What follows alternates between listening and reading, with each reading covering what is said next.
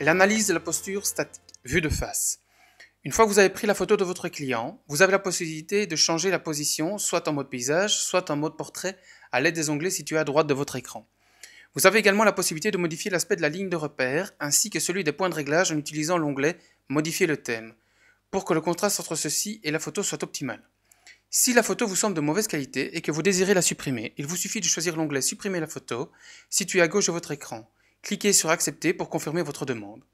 L'onglet Niveau vous permet de régler le positionnement de la photo. Pour cela, vous devez placer la ligne verte à la jonction entre le sol et le mur. Au préalable, assurez-vous que votre client aura bien été placé 30 à 40 cm du mur. L'onglet Centre vous permet de régler les repères verticaux et horizontaux. Commençons par le repère vertical. Pour cela, il vous suffit de positionner la ligne verte entre les deux pieds de votre client. Ensuite, pour le repère horizontal, il vous suffit de placer la ligne verte au sommet du crâne de votre client. Vous cliquez ensuite sur Suivant, les autres réglages apparaissent alors à droite de l'écran. Le premier, les lobes des oreilles. Vous placez la ligne verte juste en dessous du lobe des oreilles, cela vous permet de voir si la tête de votre client est bien droite. Le deuxième, les acromions.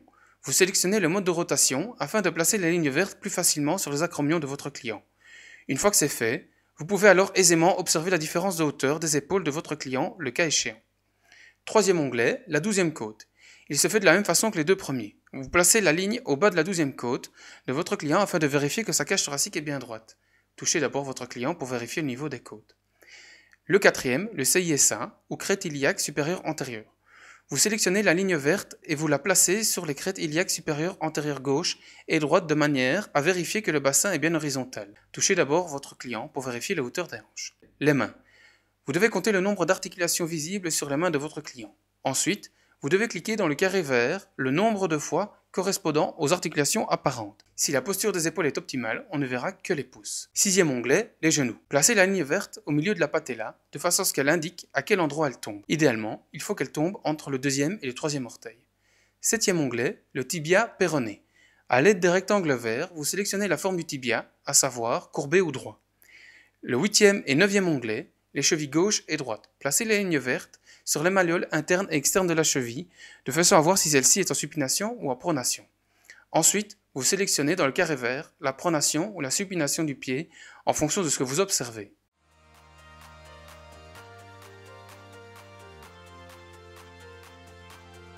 Vue de côté. Commençons par revoir les différentes parties de la colonne vertébrale. Celle-ci est composée de 7 vertèbres cervicales, de 12 vertèbres thoraciques, de 5 vertèbres lombaires et de 5 vertèbres sacrées. Passons ensuite aux onglets. Le niveau. Vous réglez l'image avec la ligne verte que vous placez à la jonction entre le sol et le mur. Vous cliquez sur Suivant pour passer à l'onglet Centre. Apparaissent alors les lignes vertes horizontales et verticales.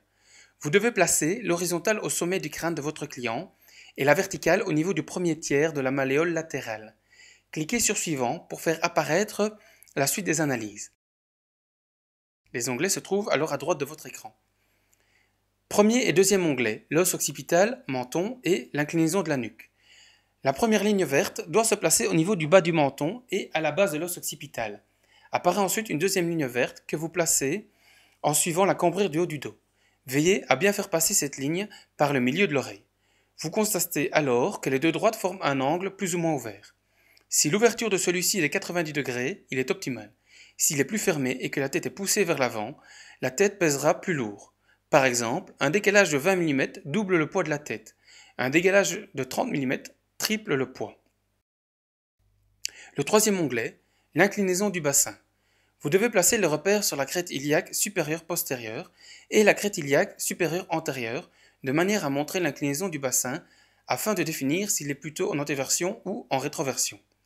Le quatrième onglet, la colonne cervicale. Vous avez le choix entre différentes amplitudes de lordose, soit une absence de lordose, soit une lordose correcte, soit une lordose excessive.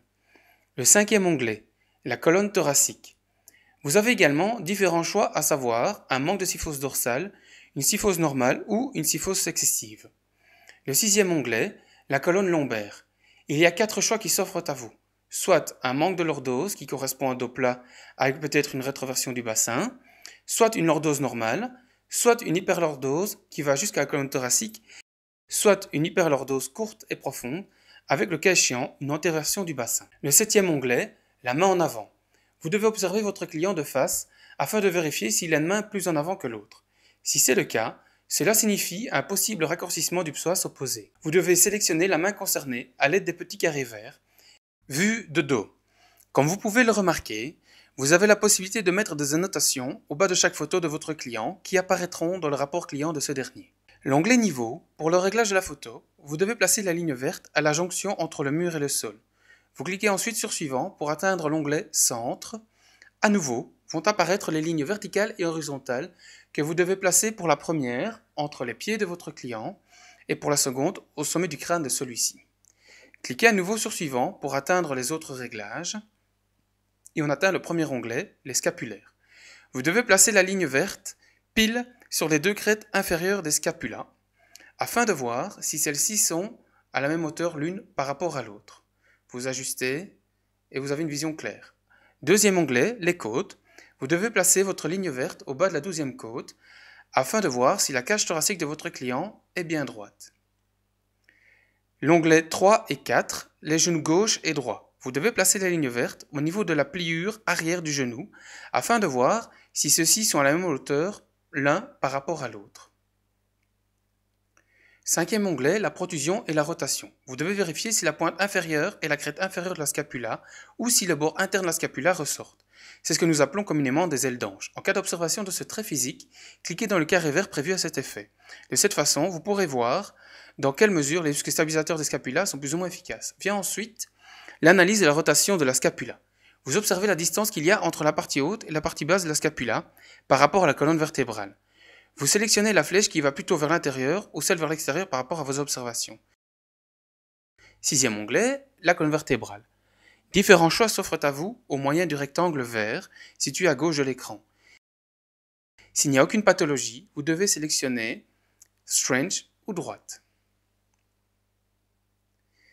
Septième onglet, les pieds. Dans un premier temps, vous devez déterminer si les pieds de votre client sont en supination ou en pronation. Si c'est le cas, vous devez sélectionner le niveau à l'aide des flèches se trouvant dans les carrés verts. Le nombre de flèches détermine le niveau de supination ou de pronation de votre client. Vous sauvegardez et vous passez à l'évaluation proprement dite. L'analyse posturale, la prise de photo. Lors de la prise de photo pour l'analyse posturale, veillez à placer votre client à environ 30 à 40 cm du mur. Dans l'idéal, tracez une ligne au sol de façon à ce que les doigts de pied de votre client, lors de la prise de face, soient sur cette ligne. Assurez-vous que les photos sont toujours prises au même endroit. Lorsque vous prenez la photo de profil, vous placez les pieds du client de part et d'autre de la ligne. Et enfin, lorsque vous prenez la photo de dos, vous placez votre client avec les talons sur la ligne.